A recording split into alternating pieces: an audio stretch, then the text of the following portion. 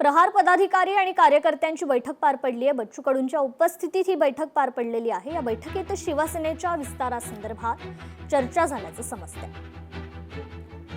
प्रहार संघटना आणि शिवसेना या सगळ्या संदर्भातली आज बैठक झाली।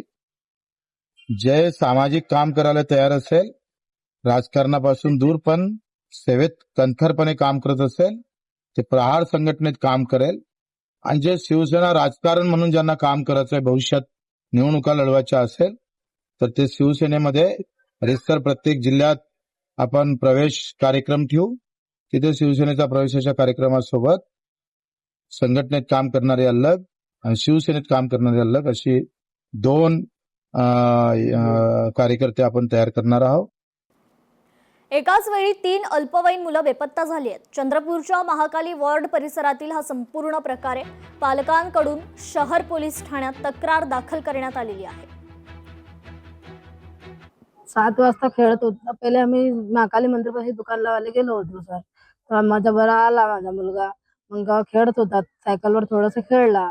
मग 7 वाजता कुठं गेला का कुठं नाही काय, तर इथून खेळत खेळत तो गायबच झाला। पूर्ण रात्र मी पूर्ण शोधलो, सकाळी 12 वाजे 1 वाजेवर शोधलो।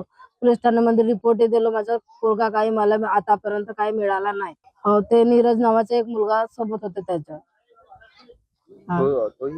तोही नाही भेटला। आणि ते अजून एक ते मंदिरमध्ये सिक्युरिटी गार्ड म्हणून एक आहे माणूस, त्याचा मुलगा आहे त्याच्याबरोबर, तोही नाही भेटला।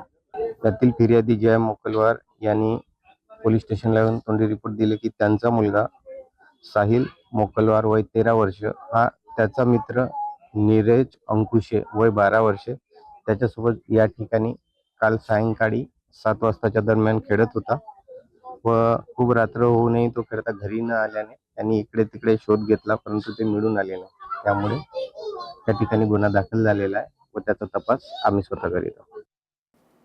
सौर ऊर्जा पंप लावल्यानंतरही पाणी मिळत नाहीये अशी तक्रार वर्ध्यात शेतकऱ्यांनी केली आहे। शेतकऱ्यांच्या या तक्रारीनंतर आमदार मात्र संतापले। कृषी विभागानं खत बियाण्याबाबत धाडसत्र राबवावं अशी संतप्त मागणी दादाराव केचेंनी केली आहे। शेतीमध्ये पिकवलेला माल त्याला योग्य भाव मिळाला पाहिजे ही भूमिका सर्वांची आहेच, परंतु बियाणे आणि खतं हे जर बोगस मिळाले तर शेतीतून उत्पादन निघेल कसं, हा महत्त्वाचा मुद्दा आहेच। आणि त्या दृष्टीने सुद्धा आज या बैठकीमध्ये तो विषय चर्चेला आला। त्यामध्ये कृषी विभाग, जिल्हा परिषदचा कृषी विभाग, शासनाचा कृषी विभाग यांनी विशेष धाड सत्र निर्माण करून प्रत्येक कृषी केंद्राला तशी भेट द्यावी, आणि जेणेकरून शेतकऱ्यांना बोगस बियाणं, बोगस कीटकनाशक हे मिळणार नाही। लोकशाही मराठी ऐका, पहा, जागरूक रहा।